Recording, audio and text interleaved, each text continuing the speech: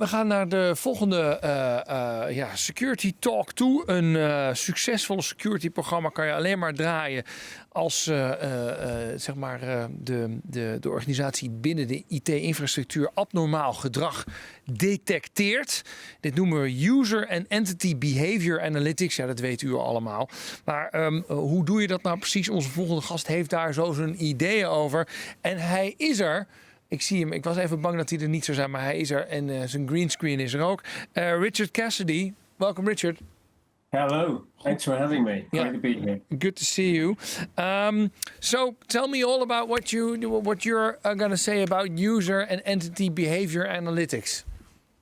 Yeah, it's a vast subject, but we're going to focus in on kind of how we can apply user, entity, and behavior analytics to sort of supercharge business operations and security operations alignment. So whether you're a CISO, whether you're a security practitioner, how can this capability really change the way you operate from a security operations perspective?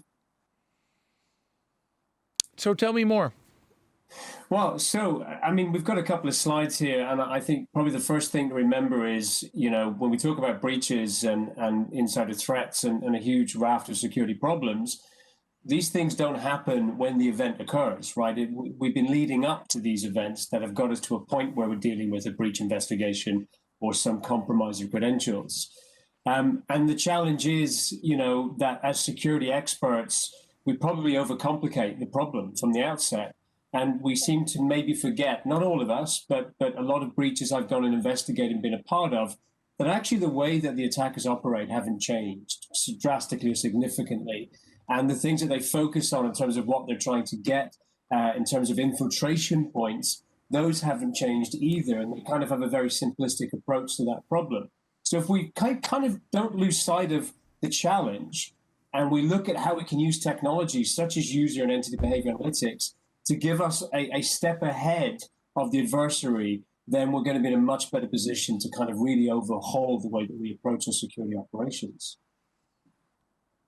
And that kind of, go ahead. So that brings me on to kind of what are we defending against? What's our landscape? And I think when I talk to CISOs, you know, there's some real key elements that CISOs really try to get their head around if they're new or if they're kind of growing into a larger organization, is what am I protecting, right? And that's the kind of landscape. Where does that data that I'm protecting reside? And it's not just about data, it's about users. And then the most important question is who or what am I protecting it from? So whether you work in operational technology, whether you work in medicine, pharmaceutical, retail, it's the same challenge. We have IT, which is users and devices. We have now this massive hyper growth of IoT, which kind of really changes the landscape in terms of what we have to look at from a data point perspective. And then if we're in the operational technology space, things get a little bit more complicated. What does that mean simplistically? It means we have a lot more data.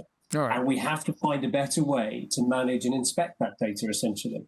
So Richard, somebody is asking questions about that. Mike, Jan heeft een... Yeah, Richard, hi.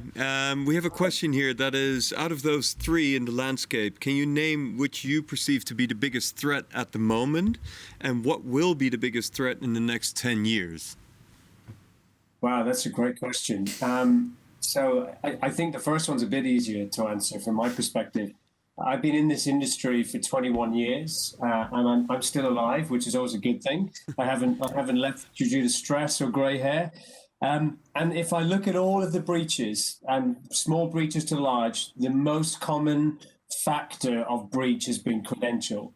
The ability for the attacker to get a hold of the credential by whatever means necessary. Right. So if I look at this landscape, your ability to understand the use of your credentials and whether they're being misused is absolutely critical in the security landscape. Right. IoT is second on my list because IoT vendors have been lacking in responsibility from a security coding perspective and security best practices perspective.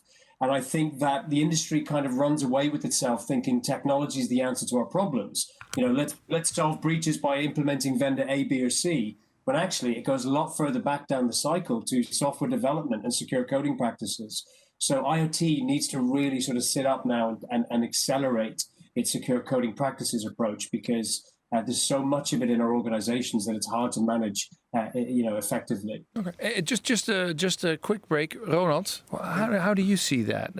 IoT is lacking in security. This is what Richard is saying, and you just mentioned. Well, we're putting a lot of IoT in the hospital. Well, that's correct, but that's indeed the issue with IoT. A lot of vendors or manufacturers are implementing all kinds of stuff, and then they turn away their focus and go to another stuff. Right. And that old stuff, which is still screwed somewhere in your wall or in your ceiling, is still there. So that's the reason why I said you have to contain your security risk by steering your communications path. Which device is talking to which backend server, client, mobile. So keep that separated from the very the data you don't want any breaching. Correct. Right. So keep it separate. And the one, as Richard said, is credentials. Credentials is the biggest threat there. Well, you talked about the badge. The badge. Yeah. So how do you? Are you working on that as well? Or? Yeah, of course. Currently, if you're working from the outside of our hospital, you have to make sure that you have a multi-factor authentication. So we know something, you need to have something and you need to have something in your hand or something like that. Right. On the inside, it was different, but we are also conducting that second part of that second attribute. Yeah. So, Richard, how are you? How are you learning in time? Yeah, so that kind of brings us nicely to the next slide. This is herald the age of machine learning, and I know there's a lot of people on different sides of the machine learning fence in terms of its effectiveness.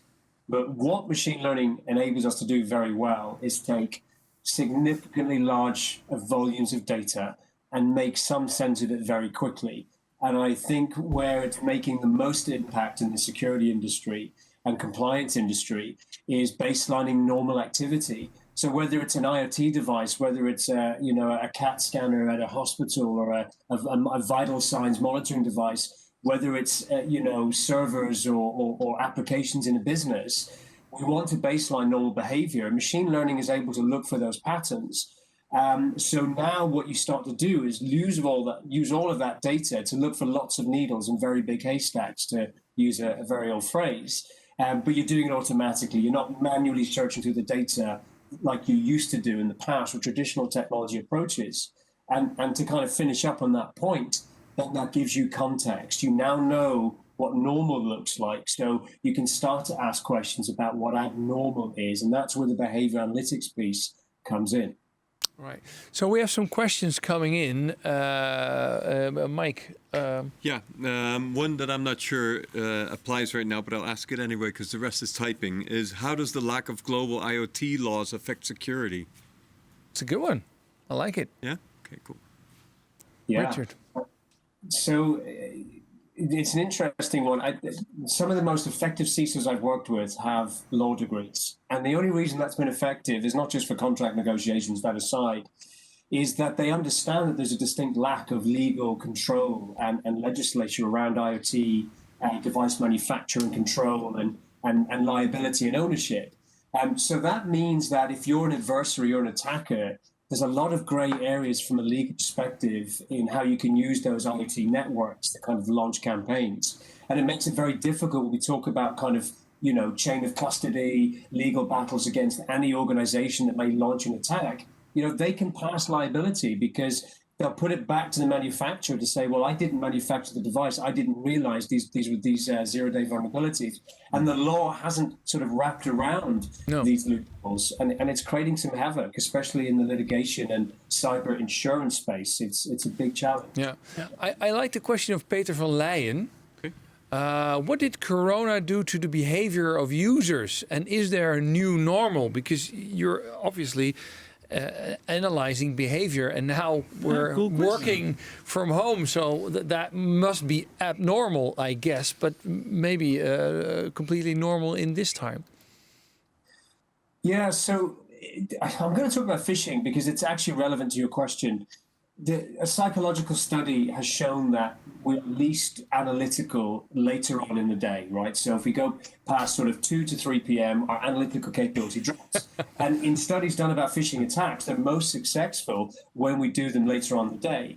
So because we drop our guard, now you take that user from a corporate environment, from a safe environment or a perceived safe environment to their home office. Not only are there lots of distractions now, but there's this kind of false sense of security that I'm in my home environment, it's not going to be targeted. So actually what it's done is it's made users probably less aware of their security responsibilities and even how to report security events. It's kind of become this kind of gray area, and it's wreaking havoc, not just for security practitioners, but also for the whole forensics investigation breach management process, because now you're having to reach into the user's home office to make sense of what's gone on. So it's created a big problem and a negative problem in the industry, I would say, initially, but I think we're slowly starting to solve that. Right. Bastian, any thoughts about that? Well, here I see really the difference. If companies have, for example, all secured laptops provided by the company, then you have more opportunities to monitor what we call on the endpoint, so the malware and the phishing and so on. But if you really work from the home office on your own device, right? Then it's really difficult. Still, you can say, okay, he's working at the hospital, so if he's working at home, it should be somewhere around Nijmegen and not in Warsaw or China. We are academics, so we travel around the world. Yeah, you still have some abnormalities, but yeah, it's very difficult. But it's very cool. This Exabeam, I call it the next generation logging SIEM environment. Mm-hmm. It's really tracking and tracing what the actual users are doing. Yeah. So first of all, they don't log in from the office; they log in from the home office. But every step they take, which can raise the risk level, is logged. And at one point, you have a specific risk level, for example, of 60 or whatever. Yeah. And this is a signal to our security operations center to have a look on them. Right. And so Richard, if I reach a level above 60 because I behave completely abnormal, will you kick me out then? Is that what you standard protocol or not? It could be. Yeah, Richard? That is one option. You can take the heavy hand approach and kick them out. The hammer, bam. Absolutely, yeah. So the risk score is just kind of that bar of notification that something is very different from normal. And the higher your risk score, the more abnormal your behavior.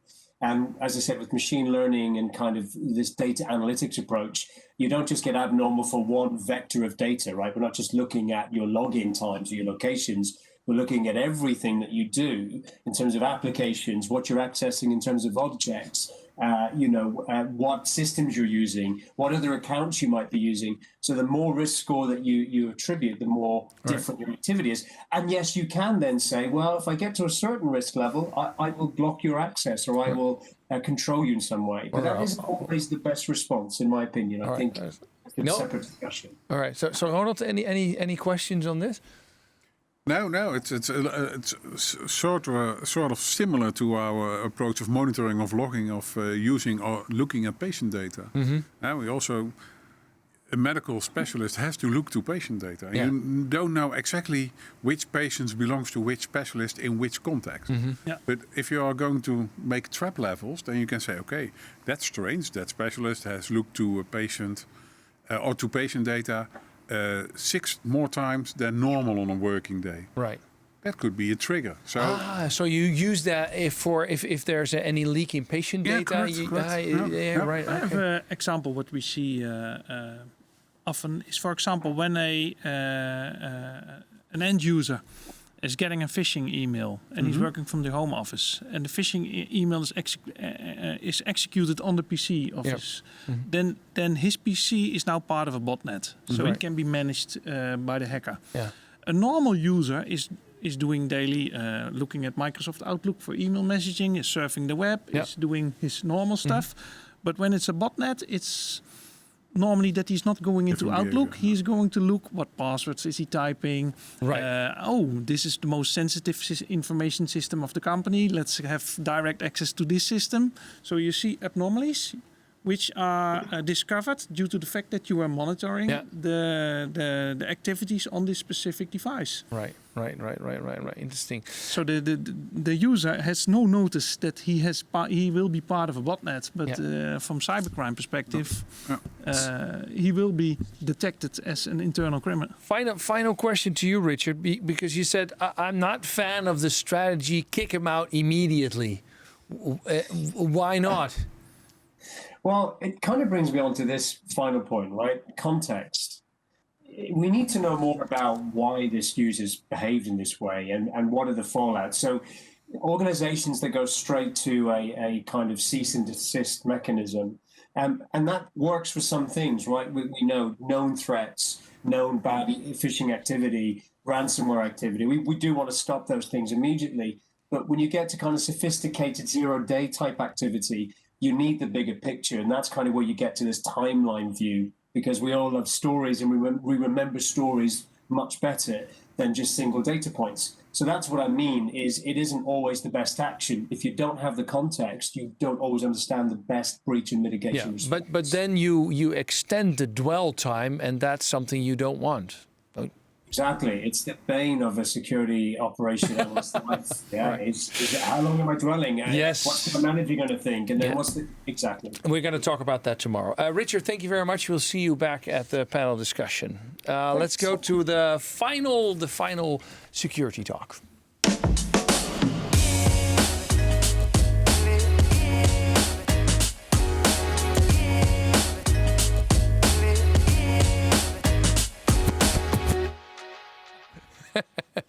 By the way, wilt u de Exabeam roundtable, sorry, ik was even aan het zoeken naar het woord. Roundtable volgen donderdag 19 november van 2 tot 3. Zet in de agenda. Dan kunnen we een deep dive doen, dus met Richard en zijn collega's.